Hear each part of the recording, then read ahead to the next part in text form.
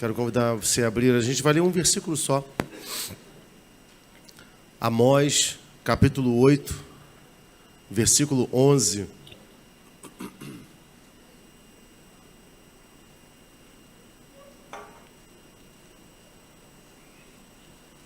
Pedir um favor, Valéria? Tem como já trazer... Valéria, tem como trazer um outro copo d'água para deixar aqui? Água. Irmão, não é preciosismo não, mas tem como trocar essa água aqui? Que está gelada? Trazer água a temperatura normal? Minha garganta, senão minha garganta vai travar, não vou chegar no final da pregação. Aqui, só entregar ela. Obrigado. Obrigado que trouxe a água, tá? A garganta está bem prejudicada. Amós 8, versículo 11. Vamos lá? Vamos ler juntos? Eis que vem dias, diz o Senhor Deus, em que enviarei fome sobre a terra, não de pão, nem sede de água, mas de ouvir as palavras do Senhor. Vamos mais uma vez? Eis que vem dias, diz o Senhor Deus, em que enviarei fome sobre a terra, não de pão, nem sede de água, mas de ouvir as palavras do Senhor. Amém? Você pode sentar.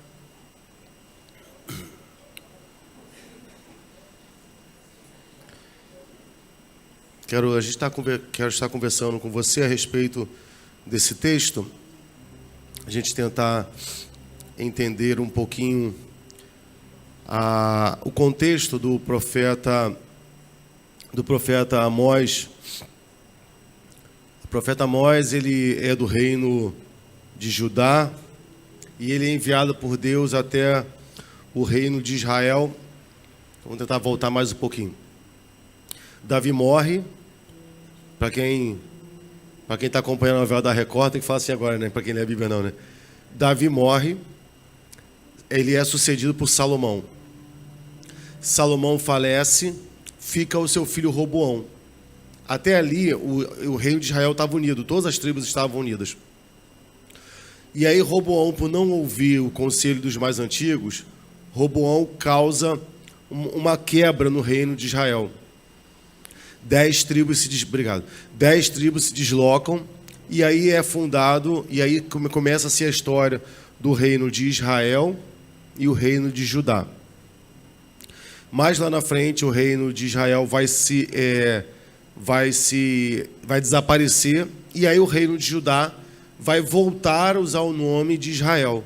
Mas o reino de Israel, que são as 10 tribos, eles somem, eles desaparecem. E aí fica só as 2 tribos que configuram o reino de Judá, que é Judá e Benjamim.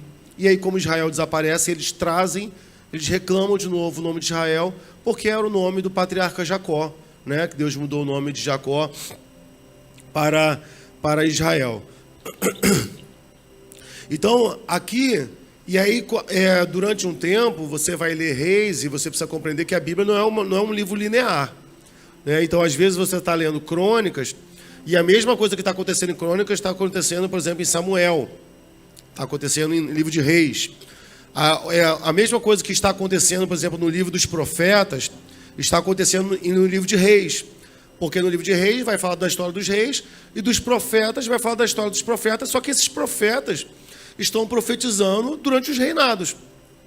Então, às vezes, tem pessoa que pode ler a Bíblia de uma forma, às vezes...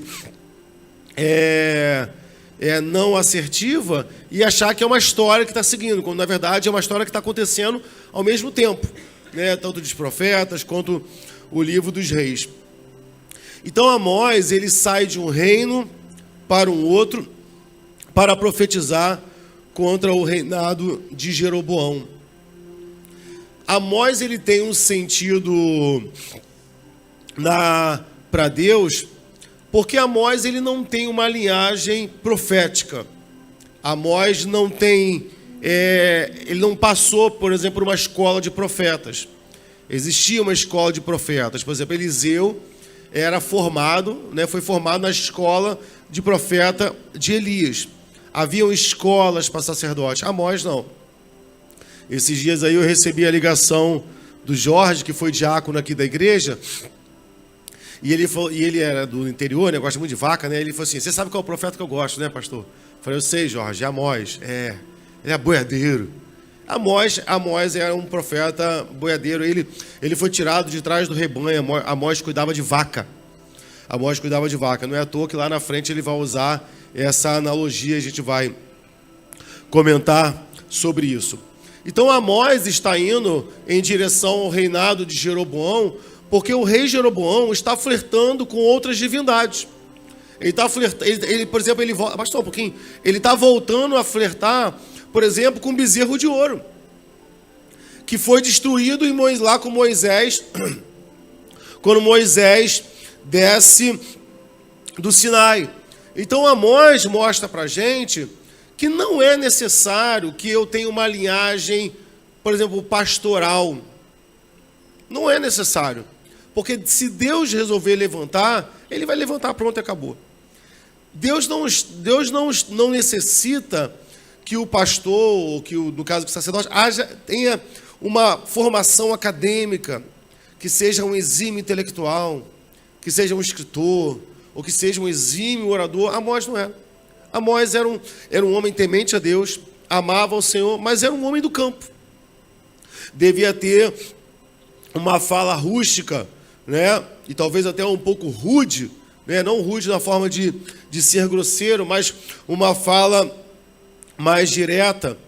Amós mostra para a gente que Deus não está muito preocupado se nós somos uma potência financeira, uma igreja gigantesca. O que Deus se importa mesmo é se a gente consegue ser uma igreja fiel. Porque o reinado de Jeroboão era um reinado que prosperava, mas era um reinado que estava sendo infiel. E não é à toa que Jeroboão continuava o seu reinado com infidelidade. Não era uma coisa autônoma, não era algo da cabeça dele. Ele era cercado por sacerdotes.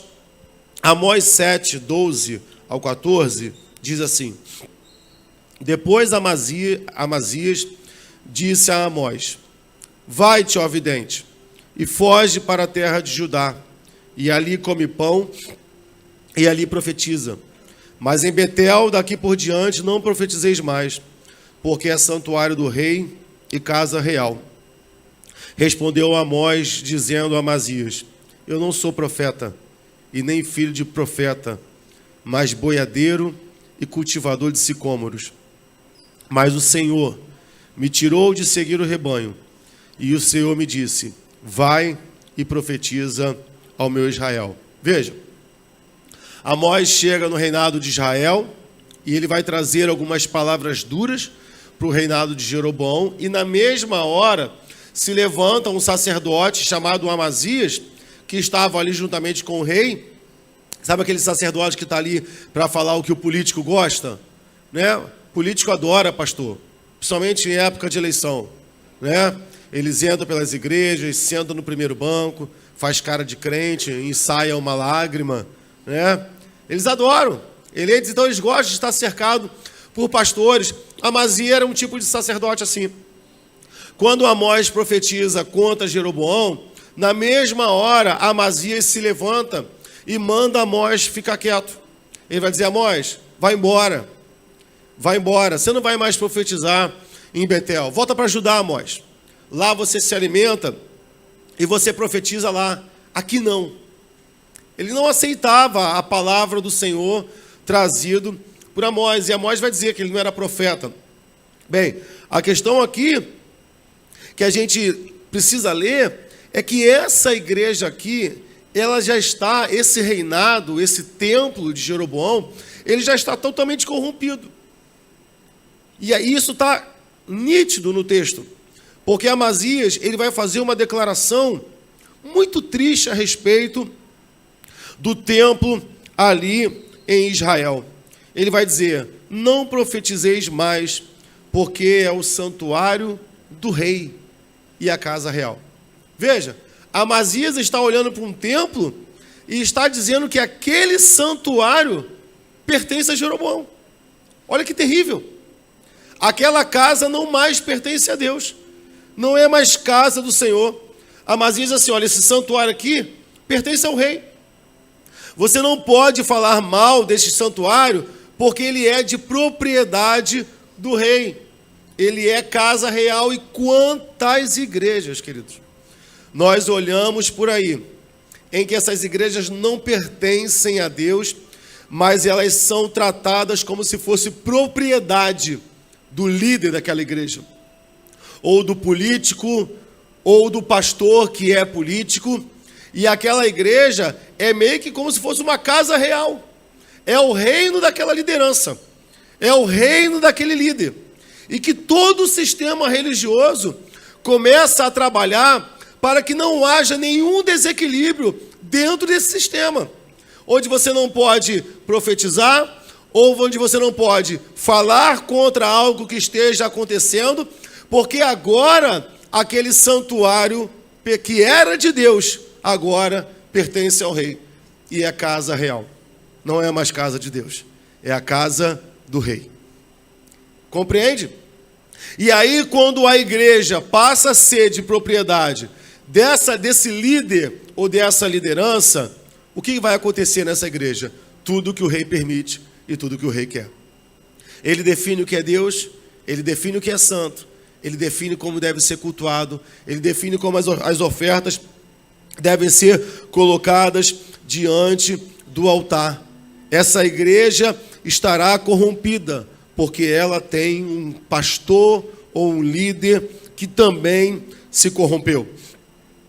Amós 2, 10 a 12, vai dizer assim, também vos fiz subir da terra do Egito, e 40 anos vos guiei no deserto, para que possuísseis a terra do amorreu. Dentre vossos filhos, suscitei profetas, e dentre os vossos jovens, nazireu. Não é isto assim, filhos de Israel, diz o Senhor, mas vós, aos nazireus, deste vinho a beber, e aos profetas ordenastes, dizendo, não profetizareis. Olha que terrível. Veja, Deus está falando para o reinado de Jeroboão, olha, eu levantei no meio de vocês, nazireus. O que era o nazireu? Era aquele homem que tinha um voto nazireado, da sua vida entregue ao Senhor, não podia beber vinho, não podia tocar em coisas mortas, não podia cortar os seus cabelos, lembra de Sansão? Deus também levantou entre os jovens profetas. E aí fazendo uma leitura dos nossos dias, da nossa realidade, eu vejo por aí, a gente percebe, não vou ficar nomenclaturando aqui porque essa não é a questão, igrejas que são tratadas como se fosse o curral ou a extensão da casa do pastor, em que a coisa é meio embolada, a coisa é meio confusa, e essas igrejas acabam se tornando uma potência, e elas vão para a mídia, e aí você vê pessoas, e eu não estou falando que todas as igrejas grandes são assim não, amém, irmãos? Eu não quero criar essa polarização de dizer que igreja pequena é santa, igreja grande não é de Deus. Né? Aquela música, igreja pequena, onde Deus fala, também não é muito real, não. Porque tem muita igreja pequena que é atribulada pra caramba. Tá? O que eu estou falando é essa condição. E aí, às vezes, por conta desse apelo midiático, a gente vê muitos jovens indo até esses locais, onde essa igreja se apresenta majestosa, onde esse templo se apresenta majestoso. E ali, eu até creio que essas famílias, esses jovens, não só jovens, eu falando com por exemplo, com alguns alunos, eles falam assim, não, eu sou da igreja tal. Eu falei assim, a gente foi para lá. Eu falei, era de qual igreja? Eu falei, eu era de uma igreja metodista. Eu falei, quantos anos? 15 anos. Eu falei, por que vocês foram para outra igreja? A gente sentiu vontade. Você vê, arrancou a raiz, se desligou e simplesmente foi. E a gente faz uma leitura mais crítica em relação, às vezes sente até vontade de falar, mas não pode falar. E aí o que acontece com essas pessoas lá na frente? Ou elas serão sufocadas, ou elas serão envolvidas por um sistema de carnalidade que dirige muito dessas igrejas. E era isso que o reino de Israel fazia com esses jovens. Veja, olha o que Deus está falando. Olha, eu enviei nazireus até vocês. O que era o nazireu, gente? Nazireu era uma pessoa santa, que tinha santidade como leme da sua vida. Uma pessoa que deveria ser totalmente dirigida pelo seu voto do nazireado de servir ao Senhor. Ele não poderia beber, por exemplo, vinho, que era um dos tópicos do nazireado. E o que Deus fala para Jeroboão? Vocês fizeram os nazireus que eu enviei até você beber vinho. Vocês corromperam os santos que eu enviei até vocês. Eu enviei profetas até vocês. E vocês disseram para que esses profetas se calassem.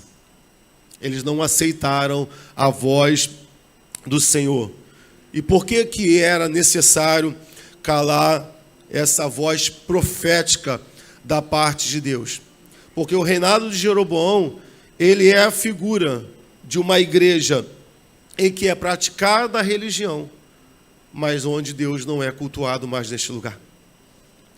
Tudo tem cara de templo, as ofertas são levadas ao altar, existem sacrifícios, existe louvor, mas Deus não está lá. Tem sacerdote, Amazias está lá, mas Deus não está lá.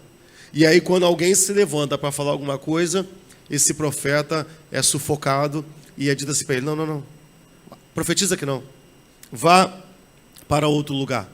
E a gente percebe que, por exemplo, isso nem é característica do nosso Deus. Veja, um tempo atrás, por exemplo, a gente teve esse problema, por exemplo, com Josué, teve com os discípulos. Jesus, eles estão pregando. Aí Jesus fala assim: não, deixa eu pregar. Nunca houve. Isso nunca foi característica da parte de Deus, mas em muitas igrejas é. Quando alguém começa a ter uma notoriedade, que essa pessoa lança um contraponto em relação à liderança, rapidamente esse membro ele é sufocado, porque ele está trazendo um tipo de transtorno para a igreja. E que tipo de transtorno é esse? Falar do que a palavra de Deus diz. Uma vez eu participei de uma reunião e eu lembro que eu falava assim: gente, mas olha só, na Bíblia não está escrito isso, isso e isso. Então a gente não tem que ensinar. E aí uma parte da liderança fala assim: não, eu sei que é bíblico, eu sei que não é pecado, mas a gente não pode falar isso para a igreja, porque a igreja ainda não está pronta. Eu falei: como assim? Como assim a igreja não está pronta? Não, mas tem coisas que a gente sabe que não é pecado, mas a gente não pode falar para a igreja. Eu falei: gente, mas eu estou me sentindo aqui no período medieval, em que a igreja controla e define o que é santo. Eu falei: isso é loucura que a gente está fazendo aqui. Fazia parte desse ministério. Eu falei: então a gente está indo para cima do altar mentir? Não, é porque a gente tem que saber. Sabe o que é isso? É calar a voz de Deus. É não permitir que a Bíblia e que a palavra de Deus reveja os nossos próprios atos. A liderança, o pastor, o presbítero, os diáconos, eles não podem estar alheios à orientação de Deus. Amém, queridos? Amós 2, versículos 5 e 7. 5 ao 7 diz assim: por isso, porei fogo a Judá, e ele consumirá os palácios de Jerusalém. Assim diz o Senhor: por 3 transgressões de Israel, e por 4 não retirarei o castigo, porque vendem o justo por dinheiro e o necessitados por um par de sapatos. Aqui Amós está fazendo uma crítica, essa crítica aqui é social. Ele está dizendo aqui: olha, eles vendem o justo por dinheiro, está falando de escravidão. Olha, qual era o valor de um necessitado dentro dessa igreja? Um par de sapatos. E aí, quando eu li esse texto, não teve como eu não me conectar com o que está acontecendo agora na internet. Eu não sei se você sabe, tem uma página no Instagram, e eu achei isso maravilhoso, irmão. Maravilhoso. De todo o coração. Tem uma página no Instagram, eu não sei se é crente, não deve ser. Eles estão pegando foto de todas as lideranças evangélicas, todas, qualquer foto. E aí eles ficam pegando as coisas que os pastores e cantores usam. Tipo relógio, sapato, blusa, calça. E eu não saberia, porque eu nem sei. E eles identificam, por exemplo, a marca. E aí eles botam a foto do pastor e colocam assim: relógio, custa tanto. Sapato, custa tanto.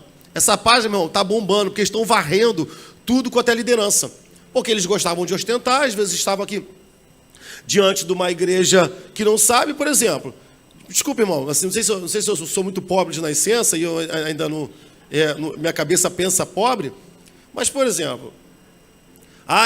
uma vez eu vi um carro e ele fala assim: esse carro custa tanto. Eu lembro qual era o carro, tanto. Eu falei: nossa, mas muito caro para esse carro velho. Não, porque é a roda. Eu falei: e se tirar a roda? Tirava a roda, tinha uns 40 mil do carro. Eu falei: gente, mas a roda é só para rodar. A roda roda. O relógio, irmão, qual é a função de relógio, irmão? Desculpa, da hora, irmão. Uma vez eu cheguei na escola com uma caixa tipo de MP3 que eu usava para aula de educação física, e a caixa era da Inova. Não tinha dinheiro para comprar a JBL. Aí ele falou assim, e lá, professor, com caixa pirata? Eu falei, não, pirata não, é original, da Inova. Eu falei, pirata é a tua JBL. Ela que deve ser falsa, a minha é original.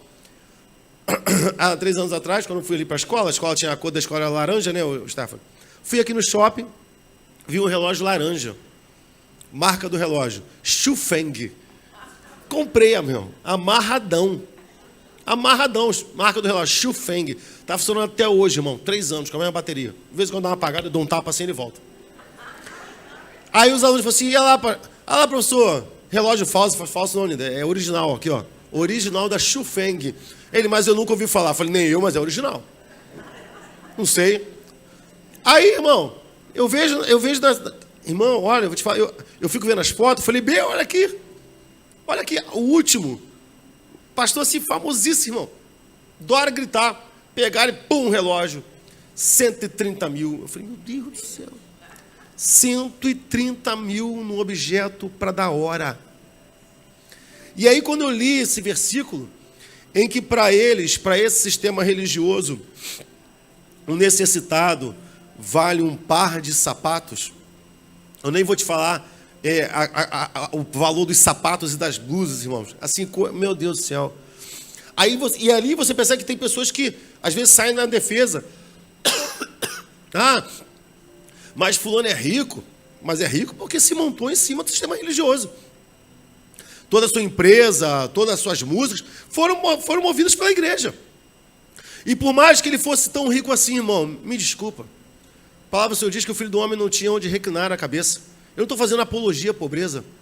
Às vezes as pessoas perguntam assim, mas eles ajudam muita gente, mas com relógio de 130 mil ajudaria muito mais. Ajudaria muito mais, porque eu lembro, você não deve ter visto esse filme, que é antigo e ele é longo, e é preto e branco, mas eu lembro que quando eu vi o filme A Lista de Schindler, não sei se alguém viu aqui, falando de um homem que tenta tirar judeus do Holocausto, e aquele homem vai falindo, porque ele vai abrindo mão das suas posses, e o filme é muito triste, né? E aí no final, quando ele está diante de vários judeus que ele salvou do Holocausto, aquele homem olha para o anel, não sei se você viu esse filme, e começa a chorar. E ele fala assim, eu poderia ter salvo mais 2 judeus. E aí, eu acho que ele tinha tipo um secretário dele, né? É um senhor. E ele fala assim, mas olha quantas pessoas você salvou. Ele falou assim, mas eu poderia ter salvo mais 2. Ele não lembrou do anel que estava na mão dele.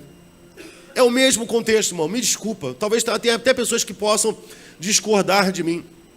Mas diante de uma sociedade, ou às vezes até da própria igreja deles, de tantas pessoas sofridas, essas pessoas às vezes passam a valer menos do que o relógio que elas usam. 130 mil reais num objeto que só é feito para dar hora. Na verdade, a menor função ali é a hora. A maior função é a ostentação. É mostrar o poder e nem ir para a sua igreja. Porque a grande parte nem vai perceber. Se eu olhasse, eu nem perceberia. Eu uso Shufeng, irmão. Nunca que eu vou identificar um relógio de 130 mil. Mas para a sua classe, onde todos ali estão ostentando, a mensagem está sendo trocada. No versículo 7, no capítulo 2 ainda de Amós, ele vai dizer assim, suspirando pelo pó da terra, sobre a cabeça dos pobres, pervertem o caminho dos mansos. E, irmão, qualquer semelhança não é mera coincidência. Quando a gente vê essas bizarrices no meio do evangelho, por exemplo, o que aconteceu com aquela pastora lá, que escândalos sexuais, e aquelas coisas que você fala assim, meu Deus, como é que pode? Isso é o nosso mundo. Não, irmão, isso é de um homem corrompido, porque isso também acontecia no reinado de Jeroboão. Olha a denúncia de Deus.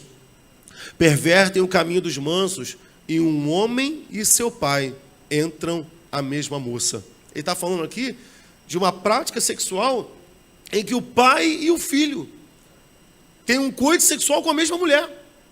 E Deus diz que a partir desses atos, tanto de imoralidade, quanto também de injustiça social, o seu santo nome está sendo profanado. Então, uma igreja que não se atém a essas questões sociais, isso profana o nome do Senhor. O que esses homens estão fazendo agora a terem suas vidas expostas em relação ao luxo que eles ostentam? Estão profanando o santo nome do Senhor. Isso profana, irmão, a santidade de Deus. Certa feita, uma vez nós recebemos uma pessoa, uma missionária lá na igreja da Taquara. A igreja da Taquara era uma igreja pequena, irmão, pedindo ajuda para comprar uma bomba d'água para uma base missionária. Mateus era de lá, Mateus lembra essa história, né? Uma bomba d'água, uma base missionária de um local na África, porque a bomba da água tinha queimado, que tirava a água do poço. E ela contou para a gente que ela tinha pedido essa ajuda a uma igreja grande, lá da Barra. Grande, gigantesca. E o pastor falou que não tinha como fazer uma oferta. Eu acho que na época a bomba custava 30 mil. Eles não tinham esse dinheiro para ajudar essa base missionária na África. Sendo que, na época, o pastor dessa igreja ganhava 80 mil de salário. O que é isso, irmão? Isso é profanar o nome de Deus. Isso é a mesma coisa que Deus está denunciando aqui no livro de Amós. Amós, capítulo 4, do versículo 1 ao 7, ele vai dizer: Ouvi estas palavras, vós, vaca de Bazã. Aqui Amós está usando a linguagem que ele conhece. Amós era um boiadeiro, não é à toa que ele vai virar para umas mulheres e vai falar: vocês são uma vaca. Literalmente é o que ele está falando. Estou falando sério. Moisés está chamando as mulheres de vaca. E não no sentido esdrúxulo de questão de prostituição. Porque a vaca de Bazã era uma vaca muito nobre e cara. E que tinha uma alimentação muito restrita. Amós está chamando essas mulheres de vacas de Bazã porque eram mulheres que incentivavam os seus maridos a oprimir os pobres para que isso trouxesse benfeitorias e retorno financeiro para elas. Ele vai dizer: ouvi esta palavra, vós, vacas de Bazã, que estáis no monte de Samaria, que oprimis os pobres, que esmagais os necessitados, e dizei aos vossos senhores: dai cá e bebamos. Compreende? O marido é um patrão que oprime, ele chega com o seu dinheiro e a sua esposa: isso, traz para cá, vamos comer do melhor, vamos beber do melhor. Versículo 2: jurou o Senhor Deus pela sua santidade, que dias estão por vir sobre vós, em que vos levarão com ganchos e vossos descendentes com anzóis de pesca. E sairei pelas brechas, uma após outra, e serei lançados para Armon, diz o Senhor. Vinde a Betel e transgredi, a Gilgal e multiplicai as transgressões. E cada manhã trazei os vossos sacrifícios e os vossos dízimos de 3 em 3 dias. Olha, veja. O Senhor está denunciando aqui práticas sexuais entre pai e filho com a mulher. Está denunciando injustiça social. Está denunciando mulheres que se valem da injustiça social praticada pelos seus maridos. E aqui no meio do texto tem um culto acontecendo. Eles continuam sacrificando. Eles continuam ofertando. Está falando de um povo que era de Deus. Não está falando daquele ímpio que não conhece ao Senhor, que não conhece as leis de Deus. Não. Eles têm práticas cultuais. Eles continuam com as suas práticas religiosas. Versículo 5. E oferecei o sacrifício de louvores do que é levedado, apregoai as ofertas voluntárias, publicais, porque disso gostais, ó filhos de Israel, diz o Senhor Deus. Veja, eles estão cumprindo a lei à risca, oferecendo oferta de sacrifício, oferecendo ofertas de louvor ao Senhor, sabe, cultuando ao Senhor, e a Deus está falando através da Amós, porque é disso que vocês gostam. Tem gente que ama a igreja. Tem gente que adora estar envolvido em programação, ser líder de departamento, ter uma liderança, mas a sua vida está longe de Deus, porque isso não significa muita coisa. O fato de você estar envolvido numa igreja, fazendo muita coisa, isso não mostra, pode enganar todo mundo da igreja, mas Deus sabe a condição real do seu coração, do nosso coração. Às vezes nós, como igreja, podemos até ficar um pouco impactados. Nossa, como aquele irmão é santo. Olha como aquele irmão é ousado, como é homem de Deus. Deus está denunciando essas pessoas aqui que têm uma prática religiosa. Não são pessoas inconstantes nos seus cultos. Não são pessoas que furam nas suas práticas com o Senhor, mas estão afrontando a santidade de Deus. Versículo 6. Por isso também vos dei limpeza de dentes em todas as vossas cidades. Essa expressão aqui é engraçada, né? Que dá a impressão que Deus está tratando dos dentes dele, mas não é não. Quando Deus fala que eu dei limpeza para os dentes de vocês, na verdade Deus está falando assim, ó, eu tirei aquilo que sujava o teu dente, que é comida. É por isso que os dentes deles estão limpos, porque não tem com o que sujar. É uma expressão meio que invertida, né? E Deus fala assim, por isso, dei limpeza de dentes em todas as vossas cidades, e falta de pão em todos os vossos lugares. Contudo, não vos convertestes a mim, disse o Senhor. Além disso, retive de vós a chuva, quanto a mim, quando ainda faltavam 3 meses para a ceifa, e fiz que chovesse sobre uma cidade, e não chovesse sobre a outra cidade. Sobre um campo choveu, mas o outro sobre o qual não choveu, secou-se. Olha o que Deus está fazendo. Deus tirou o pão, perto da colheita Deus foi lá e tirou a chuva, e Deus está falando assim, olha, eu fiz chover numa cidade e na outra não. Essa semana, a Iva estava voltando do judô com os meninos, e eu falei, Bê, vou parar aqui no pastel da Mananciais, que é um pastel desse tamanho assim, pastel do testemunho do Gilson, que ele contou aqui. Aí ela falou assim, aí você vem pra cá, não tem como sair, porque está chovendo muito. Eu falei, então eu fiquei isso, velho. Eu tô aqui, não, tá chovendo. E a gente estava, tipo assim, coisa de 2 minutos, distante um do outro, assim, de carro. Ela aqui tá caindo o mundo. E eu olhava pro céu assim, eu falei, gente, que chuva é essa que tá aí? E aí eu falei assim, ali já tô vendo a chuva. Que aí eu entrei dentro da chuva. Deus fez isso. Deus fez chover num local, em outro não. E por que Deus fez isso? E por que Deus às vezes permite a peste? E por que às vezes Deus recolhe a chuva?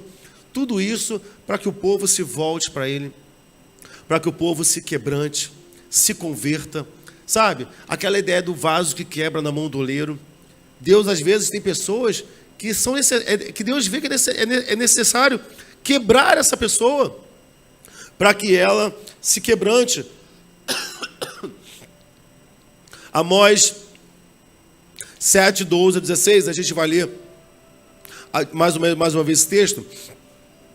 Diz assim, depois Amazias disse a Amós, vai-te ao vidente, foge para Judá, e ali come pão e profetiza. Mas em Betel aqui por diante não profetizeis mais, porque é santuário do rei e casa real. E respondeu Amós, dizendo a Amazias, eu não sou profeta, nem filho de profeta, mas boiadeiro e cultivador de sicômeros. Mas o Senhor me tirou de seguir o rebanho, e o Senhor me disse, vai e profetiza ao meu povo Israel. Agora, pois, ouve a palavra do Senhor. Tu dizes, não profetizeis contra Israel, nem fales contra a casa de Isaque. Amós 8, 1 e 2. O que Amós profetiza? O Senhor Deus assim me fez ver. E eis aqui um cesto de frutos do verão. E disse, que vês, Amós? E eu disse, um cesto de frutos de verão. Deus dá essa visão ao profeta Amós. Deus mostra para Amós um cesto lotado de frutos de verão. E Deus fala para Amós o seguinte, Amós, esse cesto significa que o fim chegou. Queridos, os campos já estão prontos. Deus, por várias partes do mundo, já está ceifando os seus. A Bíblia chama o tempo todo, olha, os campos já estão brancos, onde estão os ceifeiros? Deus quer nos usar para este tempo, porque o inverno vai chegar, queridos. O fim está chegando. E Deus enviou uma fome e uma sede, assim como no período do profeta Amós, no que acontece nos dias de hoje. Ele não está enviando mais como castigo.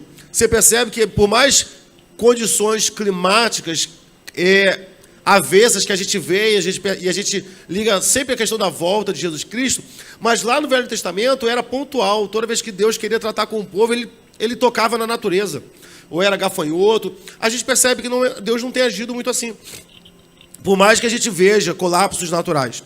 Mas por que eu estou falando isso? Porque a gente vê, às vezes, situações onde o nome de Deus é afrontado, por exemplo, como nessas marchas da vida aí, onde pegam símbolos sagrados e afrontam, e nem por isso a gente vê um raio descendo sobre eles. E eu não estou falando que a gente deseja isso, não.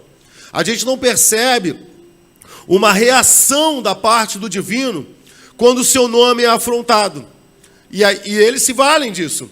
E às vezes a gente encontra o Filho de Deus, a gente fica pensando assim, não, ué, cadê Deus que não vai fazer? E Deus se cala. Só que o que Deus está fazendo na nossa geração foi a mesma coisa que ele fez com Israel no período de Amós. Deus enviou uma seca, uma sede e uma fome para os nossos tempos.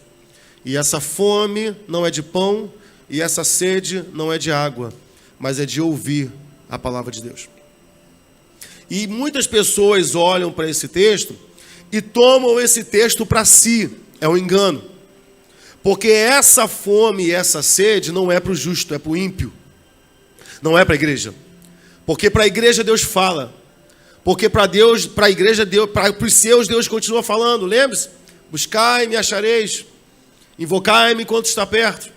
Se acheguem até mim, eu chegarei. Há promessas de proximidade com o Senhor. Mas para o mundo. E às vezes as pessoas olham para esse texto e acham que está falando conosco. Não, não está falando conosco. Isso é uma sentença em que Deus dá para um mundo que está mergulhado no pecado. E que sentença é essa? É o seu silêncio. É o calar da sua voz. Você que é pai, você que é mãe, vai entender muito bem o que eu estou falando. Às vezes, quando teu filho faz a besteira, e você dá uns tapas, e você briga, e você grita, e ele fica triste, ele chora. Mas lembra das vezes que teu filho te entristece e você simplesmente ignora? E que você não fala nada? E que teu filho começa a ficar inquieto, rodando atrás de você? Meio que quase que implorando, me bate aí. Pelo menos me bate, mas volta a falar comigo. Me dá uma missa, um sermão de 3 horas, mas não me ignora. O que nós estamos vendo na nossa época, no nosso tempo, é um Deus que não tem falado tão ativamente contra os pecados dessa humanidade, mas que calou a sua voz. E a gente percebe que essa nossa sociedade está morrendo de inanição espiritual. Homens e mulheres que nem sabem mais o que são. Estão definhando na sua essência, porque não podem mais beber e nem se alimentar da voz de Deus, porque Deus calou a sua voz. Hoje Deus fala exclusivamente com a sua igreja.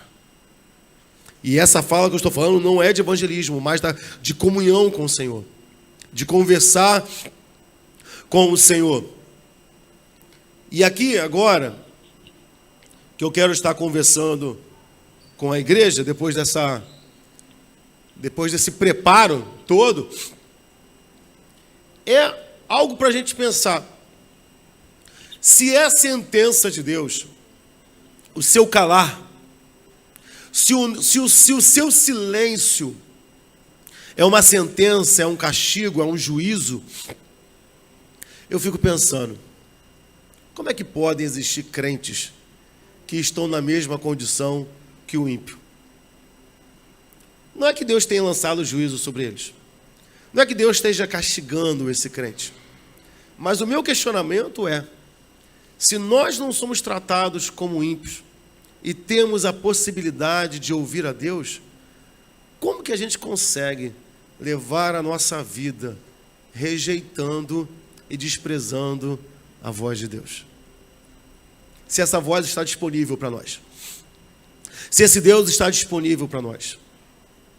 Qual foi a última vez que a gente entrou no nosso quarto e se calou e buscou ao Senhor e falou com Ele?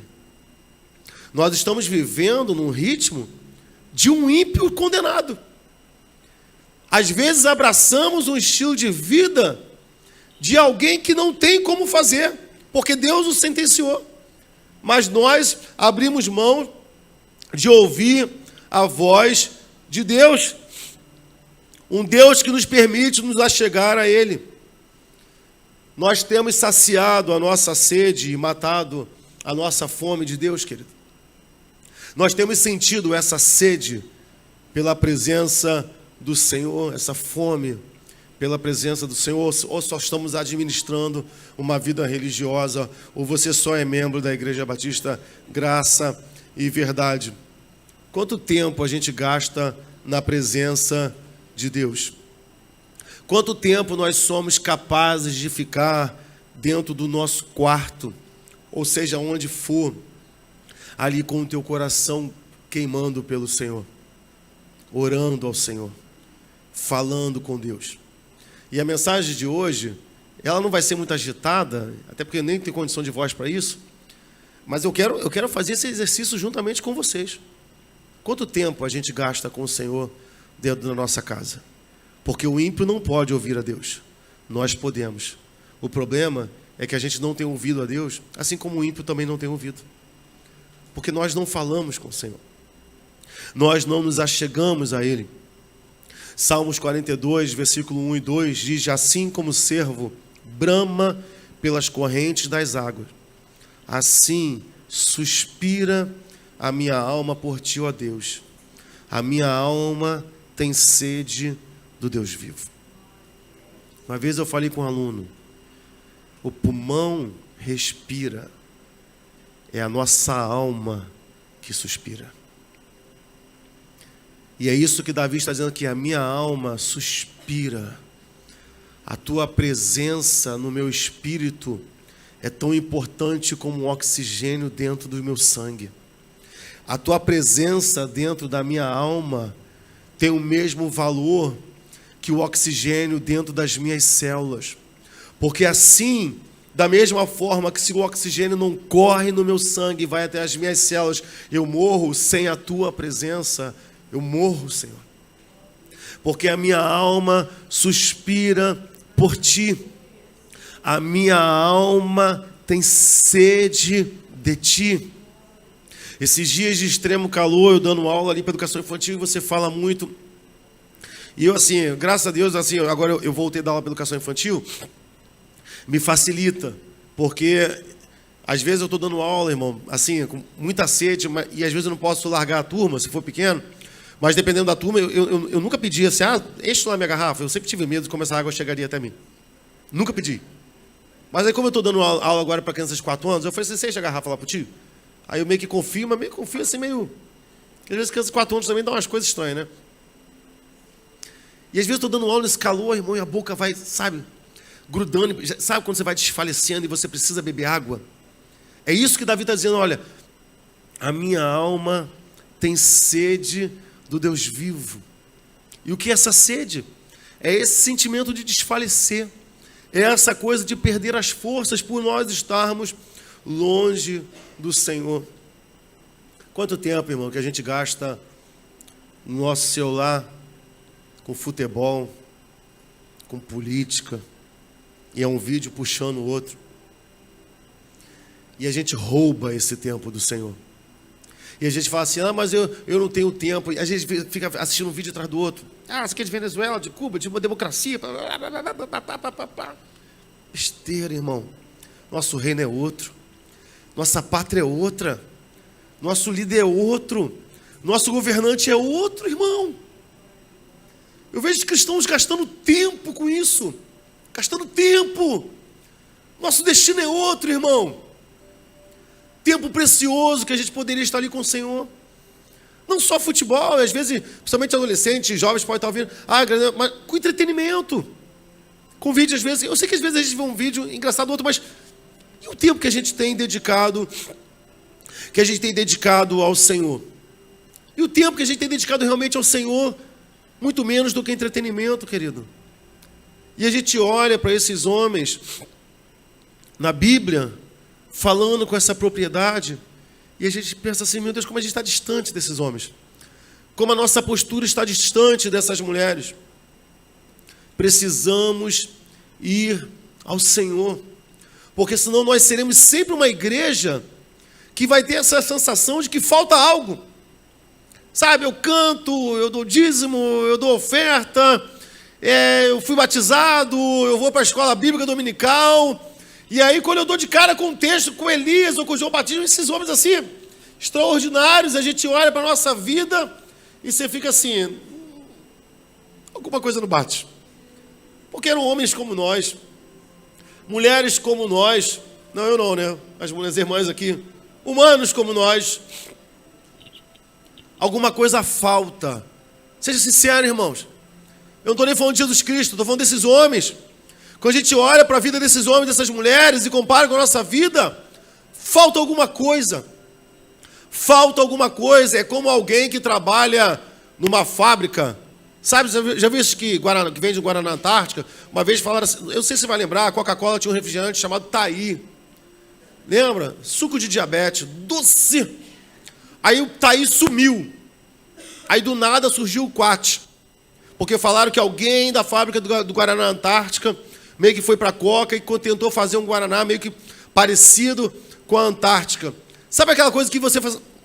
Falta alguma coisa. Falta algum ingrediente para ser igual. Algo falta dentro de nós. João 7, 37 ao 38 diz: Jesus pôs-se em pé e clamou, dizendo: se alguém tem sede, venha a mim e beba. Quem crê em mim, como diz a Escritura, rios de água viva correrão dentro do seu ventre. Ele vai dizer, olha, quem crê em mim, dentro do seu ventre correrão rios de águas vivas. Veja, ele vai dizer assim, olha, essa água, ela não vai só matar a nossa sede, ela é viva dentro de nós. Ela é uma correnteza, ela se move dentro de nós com uma força, ela agita o nosso interior. É esse amor avassalador do Senhor, é esse amor poderoso da parte do nosso Deus, é esse grande amor de Deus trabalhando dentro de nós, é o grande amor do Senhor que nos salvou, é essa correnteza. Sabe aquela experiência que quando você enche a barriga de água e vai dormir? Às vezes acontece comigo. Até porque quando eu escovo o dente, irmão, me dá sede, aí eu vou lá e encho, bebo água para caramba de dormir. Aí quando eu faço o movimento, a barriga faz assim. Você já teve isso? Nunca ouviu, ninguém ouviu, não? Nunca, só eu? Sabe que é por causa da minha barriga grande? Já, né? É físico, irmão. É presente. Você sente aquilo se movendo dentro de você. E é isso que Jesus Cristo está dizendo. Olha, se alguém tiver sede, vem até mim. Beba a água que eu tenho para dar. E correntezas fluirão dentro de você. Você sentirá o poder dessa água. Você sentirá o mover da água que eu te dei para beber. O teu interior irá se mover por aquilo que eu coloquei dentro do teu interior. E a gente tem andado e a gente percebe, às vezes, a gente não está presente na vida dos irmãos do cotidiano, mas às vezes no momento do louvor, da pregação, em todo escuta, a gente olha, às vezes a gente vê um crente alheio, olhando para o nada, não participando do louvor, não participando da adoração. É como se aquela água tivesse parada. É como se aquela água que o Senhor deu para ele tivesse como se fosse uma poça dentro dele, e ele não sente, ele não vibra, a luz do Evangelho não resplandece na sua face. Mas Jesus Cristo diz que quando nós temos sede dele, e nós bebemos dessa água, correntezas começam a correr dentro de nós. A gente se agita, a gente fica com uma excitação dentro do nosso interior. Há uma força, literalmente aquele sentido que diz que o reino dos céus é tomado por a força, não que eu abraço com força, mas essa agitação, esse desejo que eu tenho de ver o Senhor, de abraçar o Senhor, de adorar o Senhor, de tocar o Senhor, e que a nossa limitação carnal não nos permite, e que às vezes a gente chega a pensar, o Senhor podia voltar logo, eu quero tanto estar diante da presença do Senhor para todo sempre. O que faz isso conosco são essas correntezas do Senhor se agitando dentro de nós. Salmo 84, 1, 2 e 10 vai dizer: quão amáveis são os teus tabernáculos, Senhor dos exércitos. A minha alma está desejosa e desfalece pelos atos do Senhor. O meu coração e a minha carne clamam pelo Deus vivo, porque vale mais um dia nos teus atos do que 1000 em qualquer outro lugar. A minha alma desfalece quando eu estou longe do Senhor. em momentos, às vezes, nós somos seres humanos e falhos. Às vezes a gente está bem com o Senhor e às vezes a gente acaba esmorecendo na nossa vida, no nosso cotidiano de oração e de leitura bíblica, e a gente se lança, Senhor, olha, Senhor, toma minha vida, Senhor, guia minha vida. A gente se sente fraco, a gente se sente, impotente, porque a gente está distante do Senhor, a gente está longe do Senhor. E mais uma vez, eu quero advertir a igreja. Eu não estou falando de prática religiosa, eu não estou falando de vir apenas para a igreja, eu não estou falando de você participar de um ministério ou de um departamento. Eu estou falando de sede e fome da presença de Deus. É disso que eu estou falando. Eu quero lembrar vocês de Moisés. Moisés foi o homem que mais viu operações de sinais na Bíblia. Ninguém na Bíblia participou e viu sinais tão miraculosos como Moisés. A sua chamada já foi coisa extraordinária. Moisés sobe o Monte Horebe e vê uma sarça pegando fogo e que arde e não se consome. E Deus fala com Moisés naquela sarça. Moisés foi canal de Deus para todas as pragas do Egito. Moisés recebeu um cajado da parte do Senhor, que frutificou mesmo sendo uma vara seca. Moisés, com esse cajado, levantou e o mar se abriu. Moisés viu sinais extraordinários. Mas quando Moisés sobe o Sinai e ali está diante do Senhor, Moisés chega para Deus e diz: Senhor, mostra-me a tua glória, deixa eu ver a tua face. Isso não tem nada a ver com manifestação de poder, isso não tem nada a ver com pirotecnia, tem a ver com intimidade com o Senhor. E Deus fala para Moisés: Moisés, não há quem me veja e que continue vivo, porque se você me ver, você vai morrer. Eu vou permitir que a minha misericórdia passe por você, e quando eu passar por você, eu vou te colocar na penha, e você vai me ver apenas passando de costas.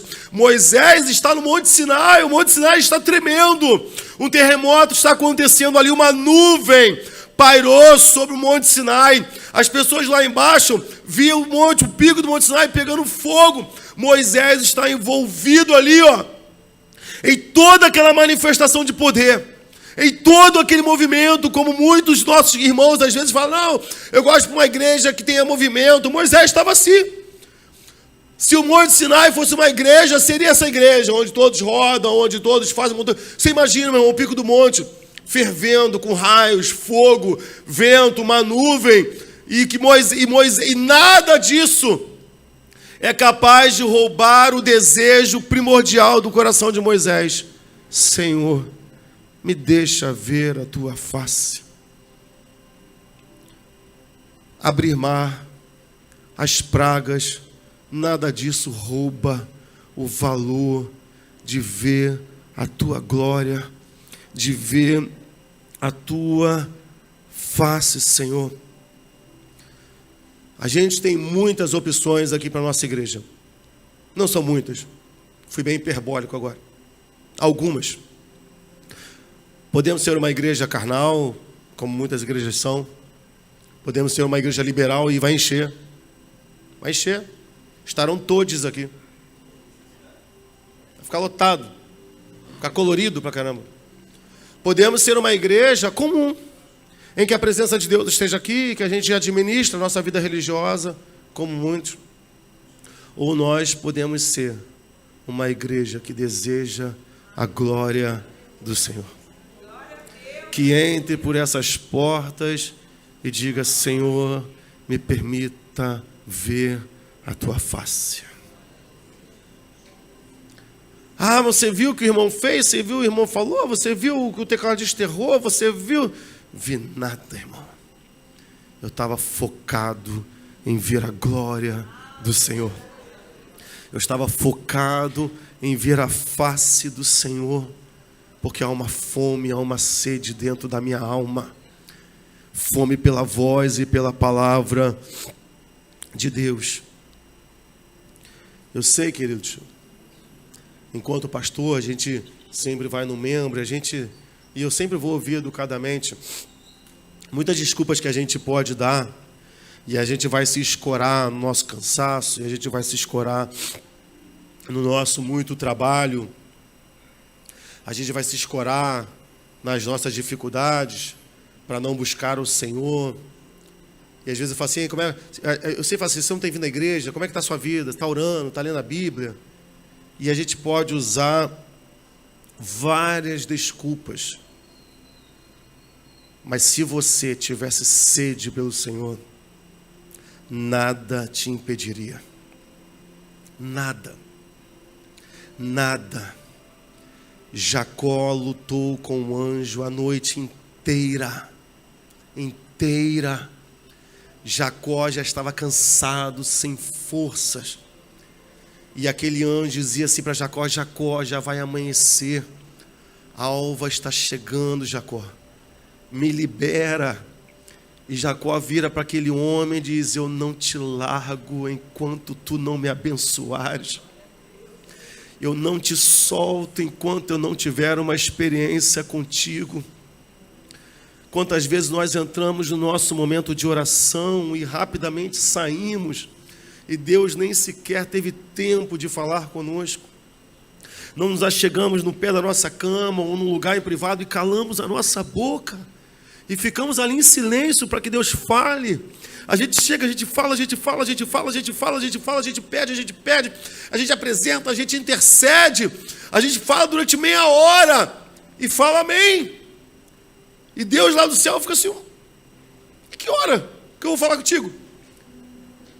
A questão não é apenas o tempo, mas o desejo de ouvir a voz do Senhor, para que Ele transforme a nossa vida. Gênesis 32, versículo 29 e 30, vou fechar aqui, também já está na hora, não podia mais. E Jacó lhe perguntou e disse: dá-me, peço-te a saber o teu nome. E disse: por que perguntas pelo meu nome? E abençoa-lhe. E chamou Jacó o nome daquele lugar Peniel, porque dizia: tenho visto a Deus face a face, e a minha alma foi salva. A tua alma foi salva pelo Senhor. Não ignore a presença desse Deus. Não ignore a companhia desse Deus. Não ignore, querido, o privilégio que você tem de orar. Você tem um Deus que te ouve, e não só te ouve, Ele fala com você.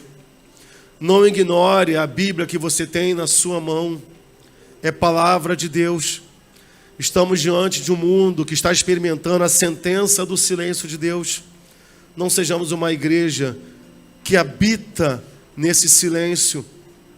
Tenha sede, tenha fome pela presença de Deus. Busque ao Senhor. Sabe, às vezes as pessoas falam assim: ah, pastor, mas não tenho tempo, sei o que, eu chego e durmo. Durma menos, irmão. Durma menos. Não, pastor, mas eu preciso dormir pelo menos 8 horas. Ah, irmão, eu não jejuo, porque se eu não me alimentar, nem só de pão viverá o homem, mas de toda palavra que procede da boca de Deus. Não ignore o poder de Deus. Não ignore, irmão. Fale com o Senhor. Sabe, faça uma revolução na sua vida espiritual. Saia daqui hoje à noite decidido orar mais. Colocar a oração na tua vida. Colocar a leitura bíblica dentro da sua vida. Fazer parte da sua vida. Tenha sede por Deus. Tenha fome por Deus. Diga-se: Senhor, deixa eu ver a tua face. Deixa eu ver, Senhor, a tua glória. Eu quero te convidar nesse momento a você fechar os seus olhos. Eu quero orar com você.